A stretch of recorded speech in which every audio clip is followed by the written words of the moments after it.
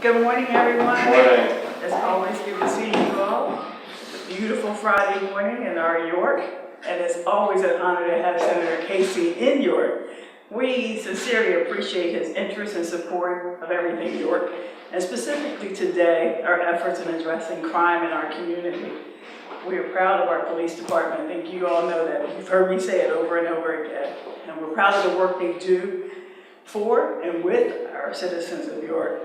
So it's a great honor to have the senator here today. Senator Casey is Pennsylvania's senior senator. He works every day on behalf of Pennsylvania families, fighting to create jobs, advocating for the education and well-being of our kids, and pursuing a national security strategy that protects our interests and supports those who serve our country. And as a veteran, I want to say thank you.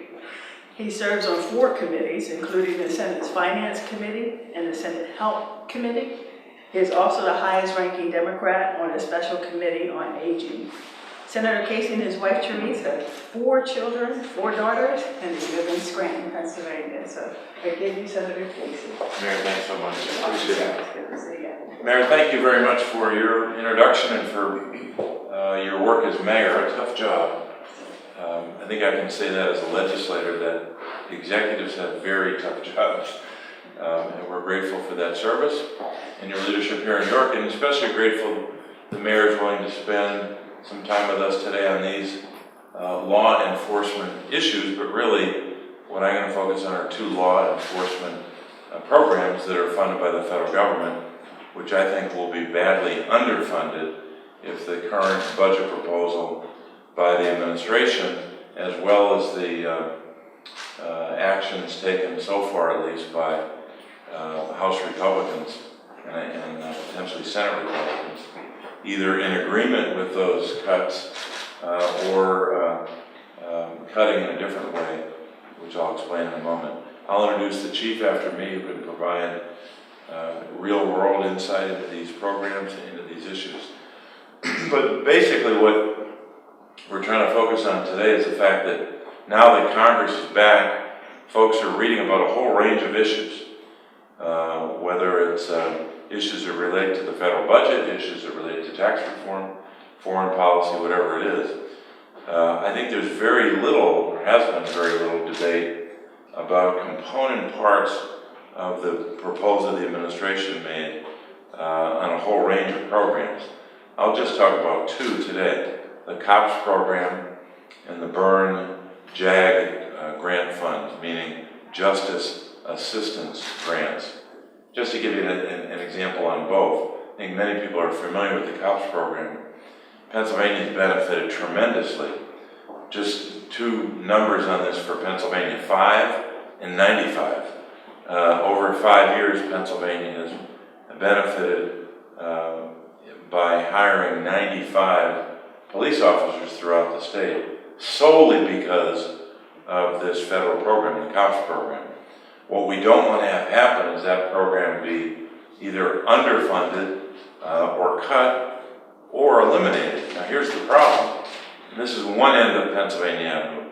House Republicans have proposed eliminating the COPS hiring program, folding it into the Byrne Justice Assistance Grants. So it may not, in the end, if they got their way, it may not be 0 for the COPS program, but it would be a substantial cut and would be merged into the Byrne Justice Assistance Grants. Now, if Republicans in the House have a rationale for that, a law enforcement rationale, and they can show me a study or a persuasive argument that says that's a good idea, I'm certainly willing to listen.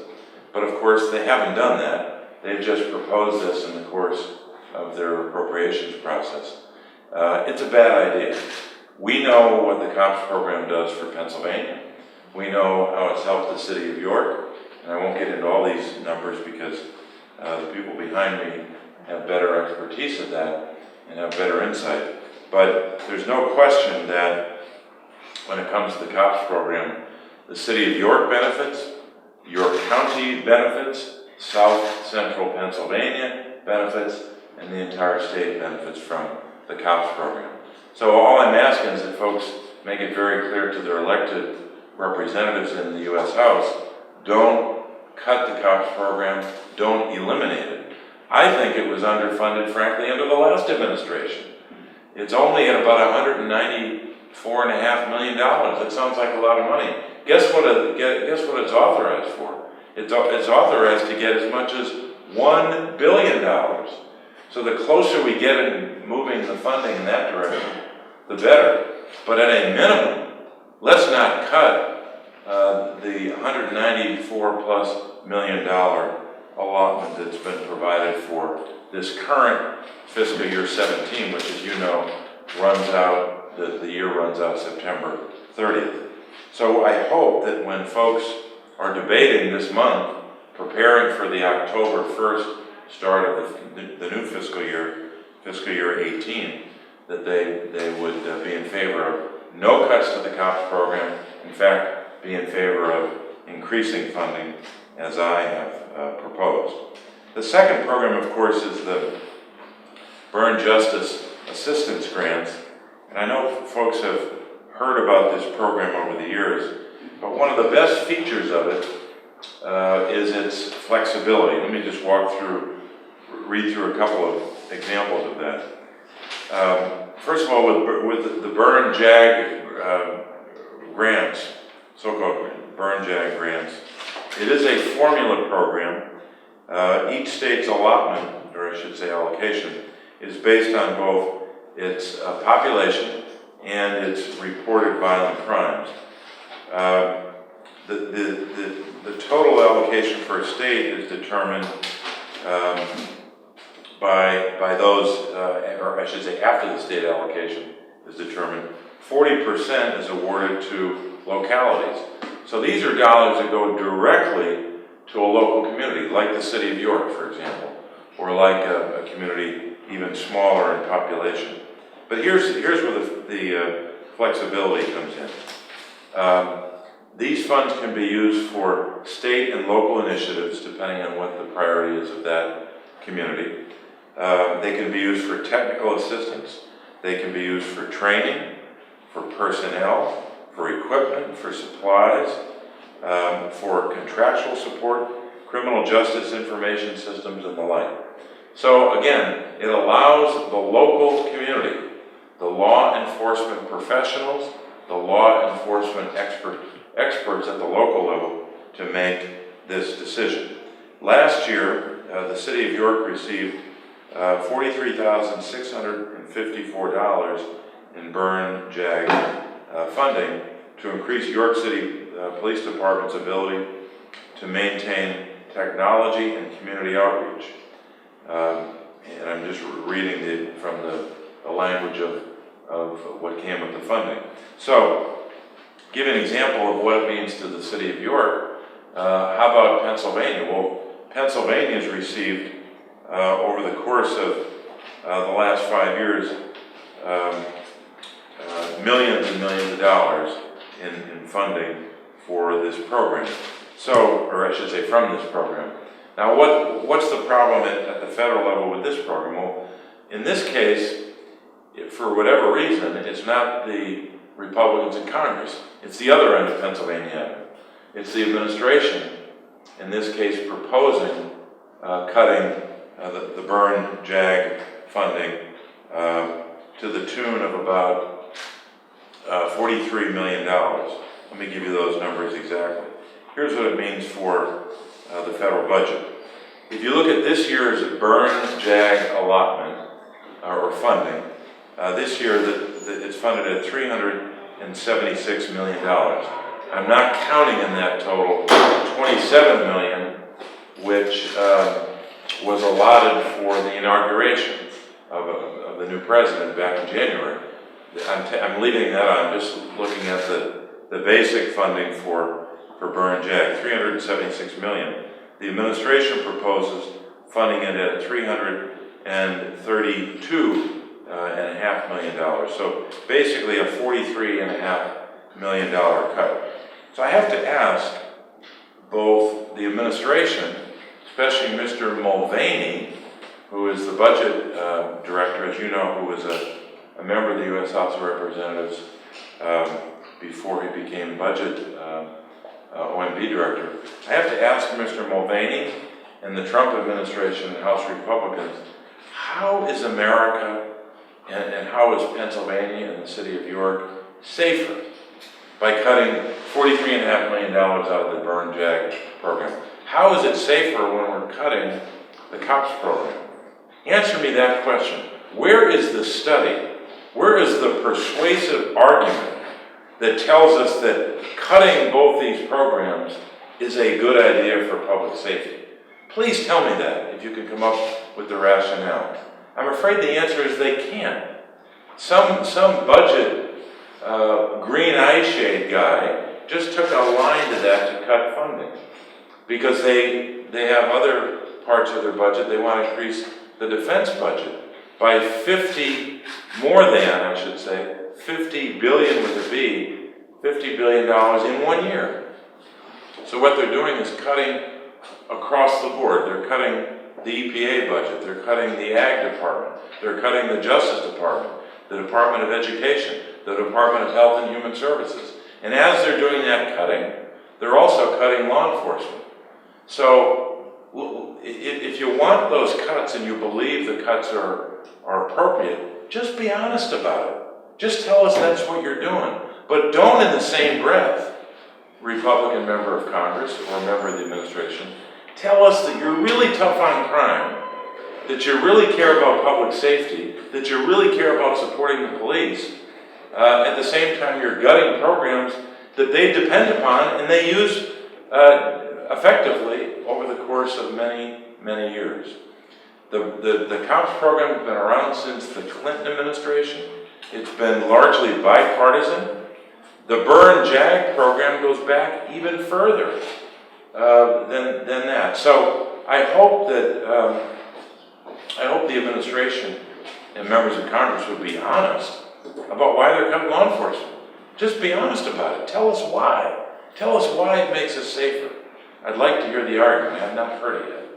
So we're particularly concerned about this and particularly grateful on a day like today that Mayor Bracey and Chief Cayley will give us an insight into this. And I know the Chief has been a member of this department for 22 years, is that right? 22 years. And I wanted to have him provide some perspective from his position as Chief and as someone who's been in law enforcement a long time and knows the impact of these programs and therefore knows the impact of these cuts. Chief? Thank you. Thank you. Morning. I'd like to thank Senator Casey for coming here today and taking the time to discuss this subject. I've had the opportunity to do this many times over many different administrations. Here in New York City, unlike every other third-class city in the state of Pennsylvania, we're constantly struggling for funding and trying to make ends meet, trying to provide services to our citizens and our community members. We've often relied on basically three federal grants: the COPS hiring grant, the JAG grant, as Senator Casey spoke about each of those, and our Bulletproof Partnership Program. I've watched over many years and across many different administrations as this money has decreased every year. Just to give you an idea, back when the JAG allocation started, it was well over $200,000 a year that the city of York received as their allocation to use in helping our community, providing safety equipment to our officers, and doing our job. Over the years, we've watched that. I believe the 2017 allocation is around $37,000. Each year, we watch that money drop, and that money is used, as the senator said, for not only community outreach but also safety and technology improvements for our officers. The COPS hiring money, we in 2015 received another COPS hiring grant, and at that time, we were losing our neighborhood enforcement units due to budget constraints here in the city and some other reasons. That funding allowed us to make sure that we kept officers on duty that we would have lost and allowed us to keep our neighborhood units running. We had to take them off the street for a very short period of time last year, and we got to see what occurred when that happened. We saw great spike in violent crime that we hadn't seen years prior to that. When our neighborhood policing units are out being proactive and doing their job, we've seen huge reductions in crime in the neighborhoods that they're policing in.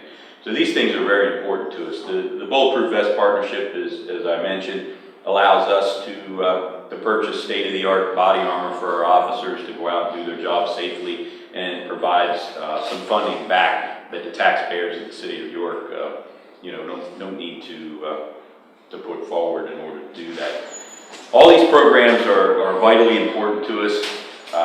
As I said, we've seen them decrease over the years, especially after 9/11. A lot of funding was taken away from law enforcement and put into Homeland Security.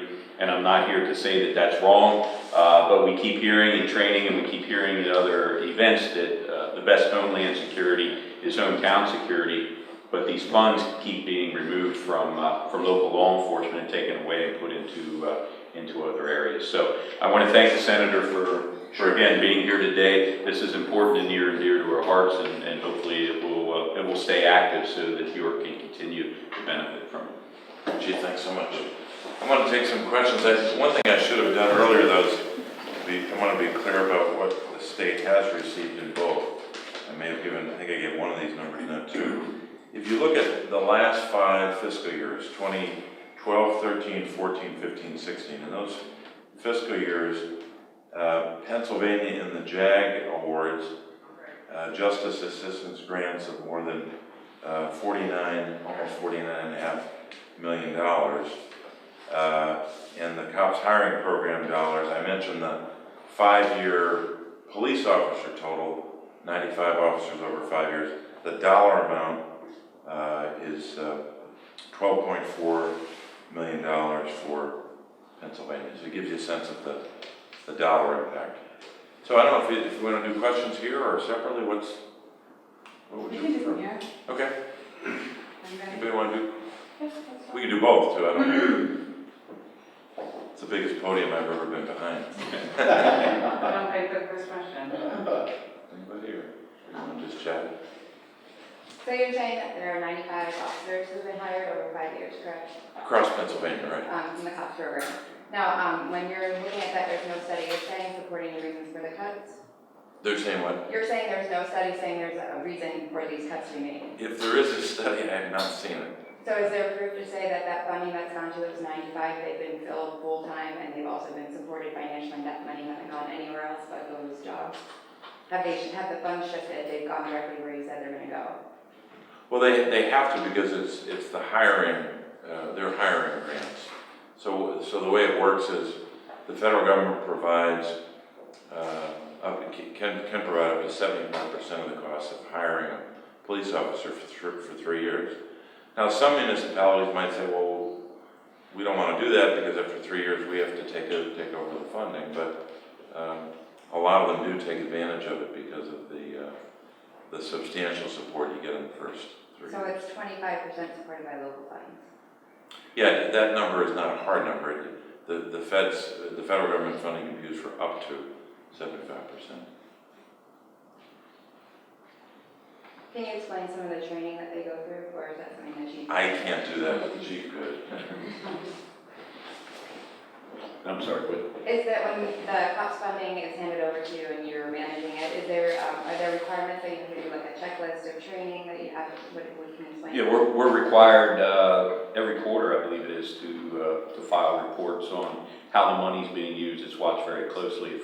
If we use it in some way that we're not supposed to use it, we can face penalty. The department can face, or the city can face penalty, and we can lose the ability to apply for further grants. So it's very much, it's watched very heavily. All the federal programs are, and even the state programs, to make sure the money's being used for what it should be. The JAG allocations, we have to submit a budget each year for that. How we're going to use it has to be approved through the program. It also, here in Pennsylvania, we have what we call criminal justice advisory boards in each county.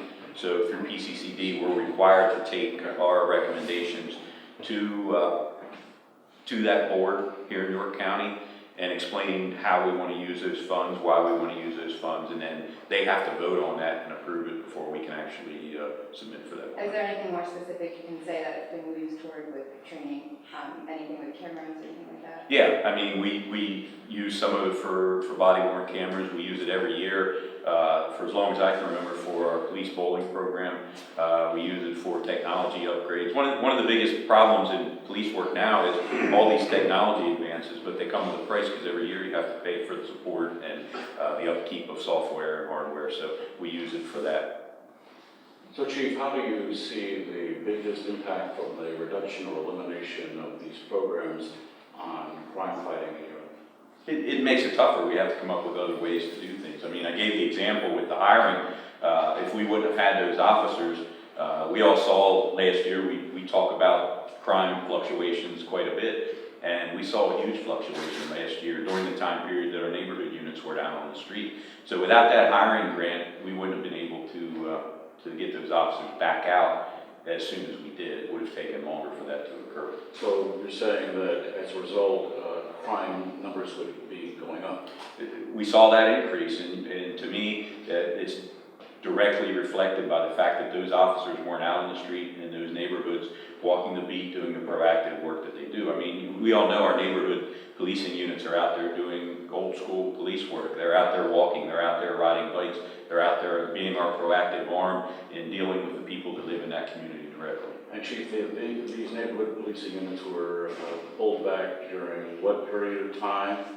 We pulled them back at the beginning of 2016 and brought them back in October of 2016. And that was the direct result of what? We were able to hire officers through the... No, I mean, through you the pulled spring. them back, you pulled them back. Our manpower had dropped due to several issues. But because these programs have been altered, that's what you're saying? No, not because the programs have been altered. We were able to bring the officers back because of these programs. So my concern is by losing these types of programs, we're not going to have that flexibility to be able to do that. And perhaps without it, it would never be back. Again, the city has to come up with that funding, and just like every other third-class city in this state, we're all strapped and trying to figure out a way to handle our day-to-day business. And you know, public safety to me, obviously being the chief is a very top priority, but I often joke with the mayor that we're also economic development. I mean, if we're not doing our job of keeping the city safe, people aren't going to come in and visit the restaurants and the Strand and all the things that the city has to offer. So it affects the city as a whole. So I don't know if you have both years concurrently, but so the most recent period of time, the City of New York police have received in dollars and cents from these programs would be how much? We received a little over, from cops hiring, we received a little over $1 million in 2015. Now, when we receive that money, we have to hire people, we have to get them to training, that sort of thing, before we can utilize the manpower. So it goes through 2018, this current allocation that we have. All right, thanks, everybody. All right, thanks. Hey, Chief, thank you very much. You know, I didn't go